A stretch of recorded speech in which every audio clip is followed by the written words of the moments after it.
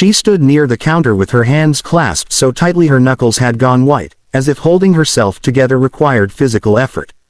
The restaurant buzzed with lunchtime noise, forks clinking, people laughing, chairs scraping the floor, but she felt invisible inside it. Or worse, seen and judged all at once. Her daughter tugged softly at her worn jacket. "Mommy, I'm hungry." Those words pierced deeper than any insult ever could. The woman swallowed, forcing a small smile. "I know, sweetheart. Just a minute." She approached the counter, her voice quiet but steady. "Excuse me, I'm sorry to bother you. I was wondering if there's any food you're planning to throw away. I just need something small for my daughter." The young cashier froze, unsure how to respond. Before she could speak, a sharp voice cut through the air. "Are you serious right now?"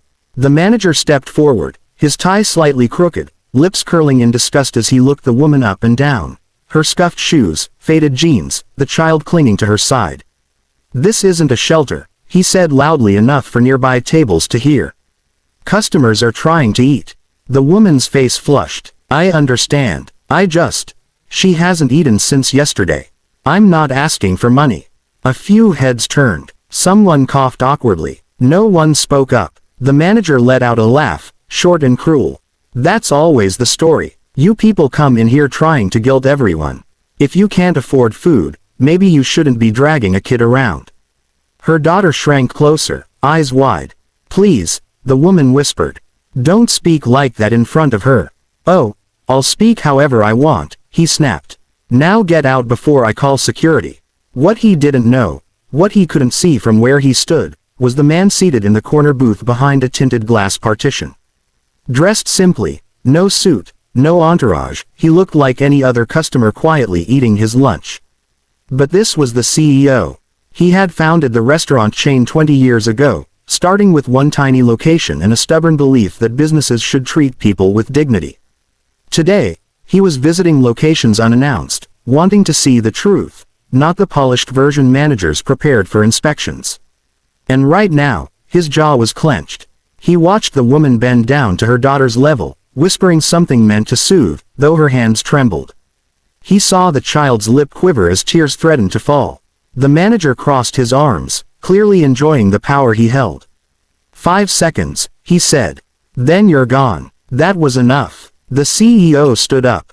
The sound of his chair moving drew little attention at first, but when he walked toward the counter, there was something in his posture that made people look twice. Calm, controlled, dangerous in its quiet certainty. "Is there a problem here?" he asked. The manager turned, irritation flashing across his face. "Sir, please step aside. This doesn't concern you." The CEO glanced at the woman, then at the child. "It concerns me," the manager scoffed. "We can't have beggars disturbing customers." The word hung in the air like smoke. The CEO's eyes hardened. "What's your name?" "Excuse me, your name," he repeated. "Why do you need that?" "So I know who I'm firing." A hush fell over the restaurant. The manager laughed nervously. "That's funny. Look, buddy, I don't know who you think you are." The CEO reached into his jacket and calmly placed a card on the counter. The manager picked it up. His face drained of color. "I own this company," the CEO said quietly. "Every location, including this one." Silence. The manager's mouth opened, then closed.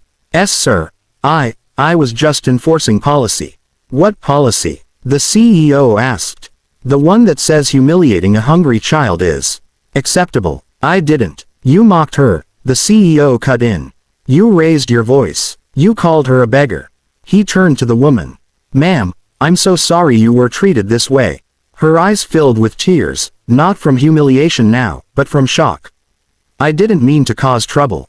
"You didn't," he said gently. "But he did." The CEO turned back to the staff.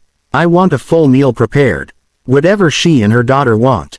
And pack another one to go." The cashier moved instantly, relief clear on her face. The manager stammered, "Sir, please, this is my job." "You're right," the CEO replied. "It was. Turn in your keys." The man's knees nearly buckled. "But I've worked here for 5 years. And in all that time," the CEO said coldly, "you learned nothing about respect." He turned to the diners. "Lunch is on the house today. And I apologize for what you witnessed." People murmured approval. Someone even clapped. The woman stood frozen, unsure what to do. The CEO knelt slightly so he was eye level with the little girl. "What's your name?" "Emily," she whispered. "Well, Emily," he said warmly, "would you like pancakes or pasta?" Her eyes lit up. "Pancakes." The CEO smiled. "Pancakes it is." They were seated at a clean table near the window. When the food arrived, steaming and generous, the woman covered her mouth, tears spilling freely now. "I don't know how to thank you," she said. "You don't have to," the CEO replied. "But if you don't mind me asking, what happened?" She hesitated, then spoke quietly. About losing her job after her daughter got sick. About rent overdue. About doing everything she could to keep going. "I just wanted one good meal for her," she said. "So she wouldn't feel different." The CEO listened without interrupting. When she finished, he nodded once. "I can't fix everything," he said. "But I can help with some things." He handed her another card. "Call this number tomorrow. It's my office. We partner with community programs, job placement, childcare assistance. And if you're willing, there may be work for you here." Her eyes widened. "Here, yes," he said. "We need people who understand compassion." "You already have that." Emily was happily drowning her pancakes in syrup, smiling for the first time that day. As they ate, the former manager walked past, escorted out quietly, his head down. No one looked at him. When the meal was over, the woman stood, steady now. "Thank you," she said again, stronger this time. "You didn't just feed my daughter. You reminded me I still matter." The CEO smiled softly. "You always did." As she and Emily stepped outside into the sunlight, the restaurant felt different. Lighter. Changed. And for the CEO, watching them leave, it was a reminder of why he had built this place in the first place, not just to serve food, but to serve people.